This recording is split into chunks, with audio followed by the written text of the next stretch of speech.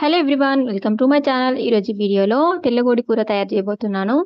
Same మన నాటుకోడి లాగా ఉండే ఈ కర్రీని ఎలా చేయాలో చూసేయండి. ముందుగా చికెన్ని మంచిగా వాష్ చేసుకొని ఇందులోకి 2 table spoons chilli powder, salt, 1 spoon పసుపు, 1 స్పూన్ ధనియా పౌడర్ యాడ్ చేసుకోవాలి. ఇప్పుడు ఇందులోకి 1 spoon garam masala, 1 spoon chicken masala, 1 spoon అల్లం, కొద్దిగా ఆయిల్ వేసి ఒక హాఫ్ స్పూన్ లెమన్ పిండుకొని మంచిగా మిక్స్ చేసుకొని ముక్కలకు పట్టేటట్టు కలుపుకొని 15 మినిట్స్ పాటు రెస్ట్ ఇవ్వాలి. నేను కుక్కర్‌లో కర్రీ చేస్తున్నాను కాబట్టి డైరెక్ట్‌గా ఆయిల్ వేసేసి అందులోనే ఈ మ్యారినేట్ చేసిన చికెన్‌ని వేసేస్తున్నాను.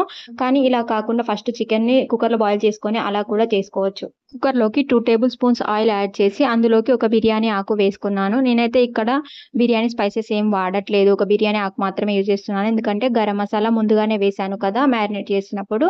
అందుకే ఒక బిర్యానీ ఆకు వేశాను. ఆయిల్ కొంచెం హీట్ అయిన తర్వాత ఇందులోకి పచ్చిమిర్చి, ఆనియన్ యాడ్ చేసుకోవాలి. ఆనియన్ బాగుంటేనే కర్రీ గ్రేవీ ఎక్కువ వస్తుంది. అందుకని ఆనియన్ బాగా వేసుకోవాలి. ఒక 2 కట్ చేసుకొని వేసుకున్నాను నేను. ఇలా చిన్నగా కట్ చేసుకొని వేసుకోవాలి. ఆనియన్ తొందరగా ఫ్రై అవ్వాలంటే కొంచెం సాల్ట్ యాడ్ చేసుకొని ఒక 2 మినిట్స్ ఫ్రై చేసుకోవాలి. ఆనియన్ ఫ్రై అయిన తర్వాత ఇందులోకి మళ్ళీ కొంచెం జింజర్ గార్లిక్ పేస్ట్ యాడ్ చేసుకొని ఇప్పుడు కొంచెం పసుపు కూడా యాడ్ చేసుకొని మంచిగా మిక్స్ చేసుకోవాలి. చూడండి, ఆనియన్స్ కూడా మంచిగా ఫ్రై అయిపోయాయి. వాళ్ళ చికెన్‌ని ఇందులోకి యాడ్ చేసుకొని మంచిగా మిక్స్ చేసుకోవాలి. ఈ చికెన్‌ని మంచిగా కొంచెం ఆయిల్‌లో ఫ్రై చేసి ఒక 2 మినిట్స్ తర్వాత ఇలా పైన ఒక బౌల్ పెట్టుకొని అందులో వాటర్ పోసుకోవాలి. ఎందుకంటే ఈ వాటర్ హీట్ అయితే అందులో పోస్తే చికెన్ మంచిగా ఉడికిపోతది. అందుకని ఇలా వాటర్ పోసేసుకొని పైన పెట్టుకోవాలి. ఈ వాటర్ వేడైన తర్వాత చూడండి, చికెన్ గ్రేవీ అంతా ఆయిల్ బయటకొచ్చింది కదా! ఇప్పుడు ఇందులోకి ఈ వాటర్‌ని యాడ్ చేసుకోవాలి. వాటర్ పోసేసుకున్నాక కుక్కర్‌కి మూత పెట్టుకోవాలి.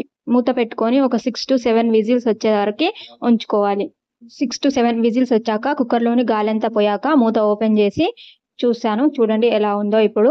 ఇప్పుడు ఇందులోకి కొంచెం ఎండు కొబ్బరి పొడి యాడ్ చేస్తున్నాను. గ్రేవీ చిక్కగా అవుతుంది. 2 మినిట్స్ తర్వాత ఫైనల్‌గా ఇందులోకి కొంచెం కొత్తిమీర యాడ్ చేసుకొని దింపేసుకోవడమే. చూడండి, కర్రీ అయితే చాలా బాగుంది. సేమ్ నాటుకోడి లాగే ఉంటుందండి టేస్ట్. నాకైతే చాలా బాగా నచ్చింది. మీకు నచ్చిందా? నచ్చితే లైక్ చేసి, షేర్ చేసి, సబ్స్క్రైబ్ చేసుకోండి ఫ్రెండ్స్. బాయ్.